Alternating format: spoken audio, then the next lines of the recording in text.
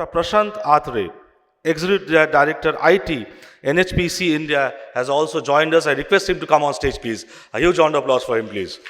I request Sangamitra Mohanty, co-founder of APAC News Network, to kindly welcome him with a bouquet. And what a coincidence that, according to the agenda, is Dr. Prashant Atrey's turn to give his speech. So over to you, sir, for your vision on making Indian PSUs globally competitive in the age of digital transformation. A huge round of applause for him, please. Thank you very much. In fact, I would just like to introduce my company first of all. It is the largest green power company in the government sector. We have the capability to undertake all activities, conception to commissioning.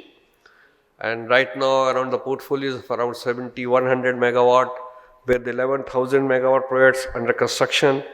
And we have got an aggressive target of becoming 50,000 megawatt company by 2047. And a lot of projects are under clearance, investigation, and maximum are now in pumped storage sector. Because as we know that more and more solar is giving a big challenge in terms of stability to the grid. So the government wants that we need hydro so that we can have good amount of power when we have a peaking load during night or in the morning hours. So as we can understand, our growing business in fact requires us to have an aggressive target for digitalization as well.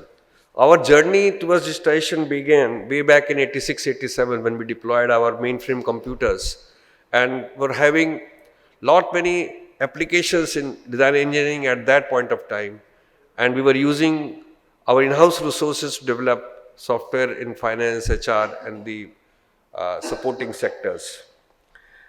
The challenge at that point of time was the communication. So we started the communication with our projects which were totally remotely located in form of VSATs. Very little bandwidth was available and very high cost. So we used Citrix technology to add on to our projects to the center server. Then slowly as the technology grew, we also grew along with that. We deployed MPLS networks through our BSNL and PGCL partners in power sector. Then we implemented our first ERP in 2007. We were also very keen to, apart from, because we were using the BSNL and data services of BSNL and Nixie. So we also built our own data center in Faridabad way back in 2020. And again, it is a state-of-the-art technology. So we use hybrid platforms. If another challenge came to us somewhere in around 22, then there was a massive flood in one of the hydro projects, and government wanted that we should develop the early warning systems. So it was one of the real-time application that we deployed and successfully running across all the power stations. We basically take the data from our automatic water level recorders, then use it, analyze it, you generate discharges, and we, in fact, through this application, we get a lead time wherein we can move our machinery from the sensitive areas and we can inform the downstream people about the forthcoming floods. Now, if we talk of the digitalization needs of the organization, in fact, what we have just recently issued the orders. In fact, we are going for a big change in our ERP systems, and now it is going to be a SaaS-based ERP, along with a number of bolt-on tools which will take care of our real-time monitoring of the power stations as well as the construction projects. So here we were lacking, so we have already started the efforts in that direction. We are more concerned about the plant health, so plant maintenance, predictive maintenance. So a lot of the new solutions is going to bring us a lot of AI, BI based solutions to us. Then, as we just mentioned earlier, that renewable energy, although we are going for big solar projects, it is becoming another challenging area. So many DISCOMs right now want that the generating company should give them a complete solution in form of base load as well as peaking load. So we are also working on software solutions because we are also into solar and the hydro to give a combined solution to them.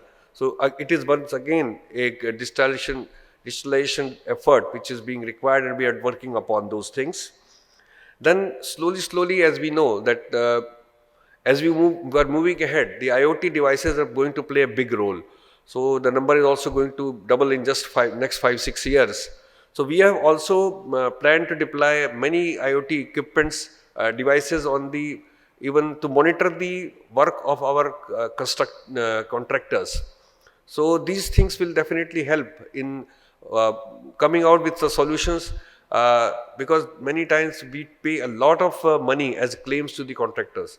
So we are deploying dashboards so that their data can come and we come to know whether their pumps are working, where dozer dumpers are working, equipment is working. Because many false claims come and very difficult to just check manually everything. So this is one of the area that we are already working. Now, when more and more business processes are going digital, the AI is going to, we expect AI to play a bigger role. So, early warning system that we already deployed, we are using AI in that. And especially the RTM, when we are going to use it for operational projects, definitely it is going to bring a big value to us.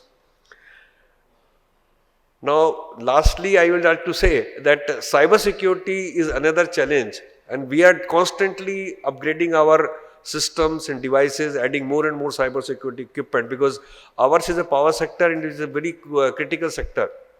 And almost daily lot of advisories are coming in, and I'm just coming from a program where something was inaugurated by very senior government officials, and we were there.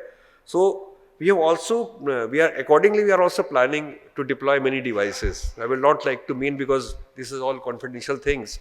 So this is one of the critical areas. And as far as the challenges are concerned, I have just mentioned, the communication in the remote areas is still a big challenge. And if we talk of the warning systems, even today, we do not have any mechanism to monitor the cloud bursts. We don't have mechanisms to monitor the avalanches just last moment, because you can get an idea that something may happen through satellite imagery. Main challenge is the power supply in the remote areas and the communication. So in any case, we have to fight for that, and we are going ahead with that. So thank you very much. Thanks, Dr. Prashant Atrey, ED, IT, NHPC, India. As he has said that NHPC is India's largest green PSU, and they have their own data center deployed in Faridabad in 2020.